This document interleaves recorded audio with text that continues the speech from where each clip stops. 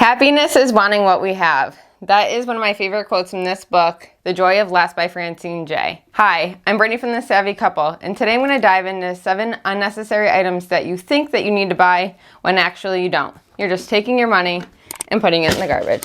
I knew exactly what to do, but in a much more real sense, I had no idea what to do. Now, we have all struggled with impulse buying. Let me know down in the comments, what is the latest impulse purchase that you made? I want to give you 3 questions that I always ask myself when I go to make a purchase. The first one is it in the budget? Yes or no? Do you have the money or don't you have the money? The second question is it a need or is it a want? Those are really 2 important things when you make a purchase. The third question that I ask myself is, will this purchase bring me joy?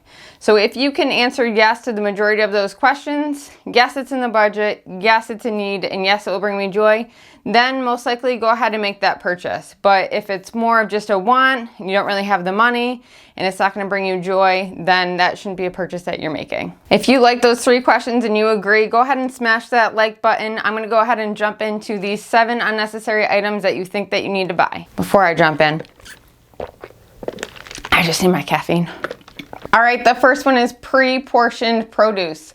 We all know that area in the grocery store. It's all nice and pretty with all the containers, all your fruits and vegetables nicely chopped and cut up, ready for you to purchase, with a huge sticker price that you don't need to be paying. Instead of buying those pre-portioned produce, you can spend your money on maybe a nice gadget for the kitchen that will help you cut vegetables or fruit faster, and have some nice containers that you invest in that you can use over and over again, so that you can cut your own produce and put it in your own containers at home and not have to pay those ridiculous prices.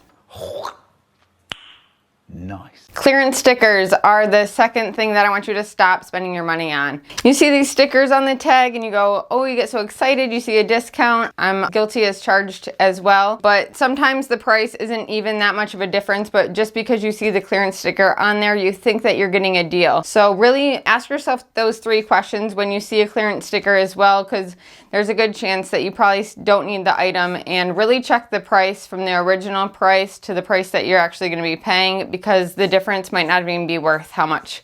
So really make sure that you take your time to think about these clearance stickers, and you don't really have to get that excited about them. So just make sure that, again, it's something that you really need.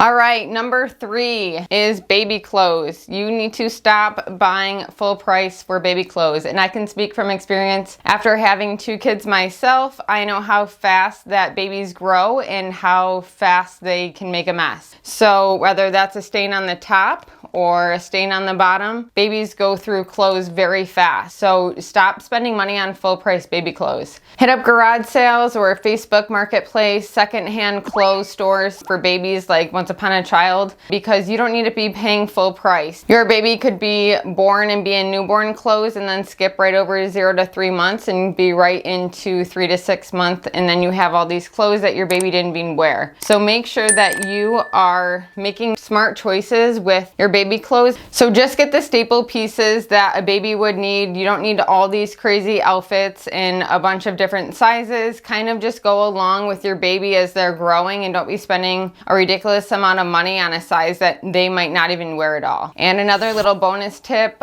we have 2 girls, so I saved all the clothes in totes for my first baby, and now I have them for my second, and I didn't have to spend any money on any clothes at all. So be really smart about your baby clothes and stop spending your money on them. How do you know what's good for me? That's my opinion! Number 4 today is brought to you by Capital One Shopping. Never pay full price when you're shopping online. Capital One Shopping is a simple and free, easy to use way to help you save money on your online purchases. It really is as simple as 1, 2, 3. The first step you're going to want to do is make sure it's installed on your browser through a Chrome extension or another internet browser that you're using. The second step is going to be to shop as you normally would do. And the last step is to, when you go to checkout, click on Capital One Shopping, and discount codes and deals will be applied to your checkout cart. Another great feature is they'll let you know when prices drop on items that you've searched and looked for or that you've previously purchased. So there's no reason anymore to be paying full price for items online. Capital One Shopping has you covered. Go ahead and check them out. They're going to be in the first link in the description below. All right, number 5 is lottery tickets. And whether that is the latest Mega Ball or scratch off tickets, you need to stop buying them. Yeah, they just be like $1 or $5 here and there. It's nothing that you're hoping will turn into a lot more, but stop buying them. They are a waste of money, and you're better off putting your money to work for you instead of wasting your money on something that you just wish and dream is going to happen, which actually in reality is most likely not going to happen. Save your money. You don't understand, Marge. The lottery is the one ray of hope in my otherwise unbearable life.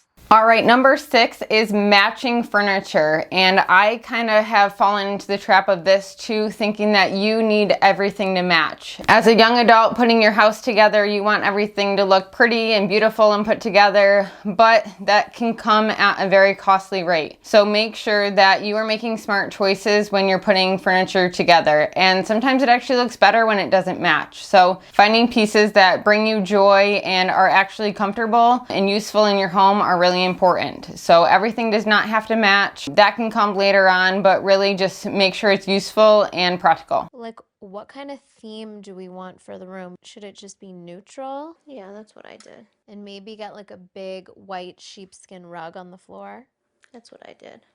All right, last but not least, number 7 is cookbooks. Stop wasting your money on cookbooks and magazines for recipes. Use your resources, your technology, Pinterest, Google. All of these are great places to start when you're looking for a recipe. All you need to do is go to Pinterest, type in dinner ideas or chicken ideas, whatever you need for whatever you're making, and that's a good place to start. I like to use it on my iPad, bring up my recipe, because then I can bring it right in the kitchen with me and scroll and move along right as I'm cooking the recipe. So stop spending money on cookbooks. All right, and that wraps up our video today. I wanted to keep it short and sweet with 7 things that you can really start to think about what you're spending money on. Really remember those 3 questions, and is it something you really want or is it just a need? And really to start cutting back on your spending and start saving some money and putting it back in your pocket. Obviously, I could go on and on with a list of items to not buy, but let's go ahead and start filling up the comments below. Drop some more items that you think that we should stop spending money on and put more money back in your pockets.